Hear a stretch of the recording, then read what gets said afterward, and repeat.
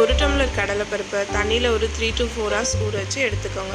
இப்போ அதில் கொஞ்சம் சோம்பு கல்லுப்பு போட்டு மிக்சியில் கோர்ஸாக அரைச்சி அதில் சின்ன வெங்காயம், கருவேப்பிலை, மல்லி, புதினா, பச்சை மிளகா போட்டு ஒரு பால் ஷேப்புக்கு பிடிச்சி எடுத்துக்கோங்க. இப்போ ஒரு கடாயில் கடுகு, சீரகம், வெந்தயம், எண்ணெய், வெங்காயம், தக்காளி, கருவேப்பிலை எல்லாம் சேர்த்து நல்லா சாட்டே பண்ணிக்கோங்க. சாட்டே ஆனதும் அதில் கொஞ்சம் உப்பு, மிளகாத்தூள், மஞ்சத்தூள் போட்டு நல்லா சாட்டே பண்ணிவிட்டு புளி தண்ணி ஊற்றி நல்லா கொதி வந்ததும் ஆல்ரெடி செஞ்சு வச்சுருக்க பாலை அதில் போட்டு இன்னும் நல்லா கொதித்ததும் பால் நல்லா வெந்து வந்ததும் கருவேப்பிலை, மல்லியை போட்டு இறக்கிடுங்க. ஆல்ரெடி ஆன்லைனில் நிறைய பருப்புருண்டை குழம்பு ரெசிபி பார்த்துருப்பீங்க. இது எங்களோட ஸ்டைல் பருப்புருண்டை குழம்பு. இந்த வீடியோ பிடிச்சிருந்ததுன்னா மறக்காமல் லைக், ஷேர், கமெண்ட் பண்ணுங்கள், சப்ஸ்கிரைப் பண்ணுங்கள்.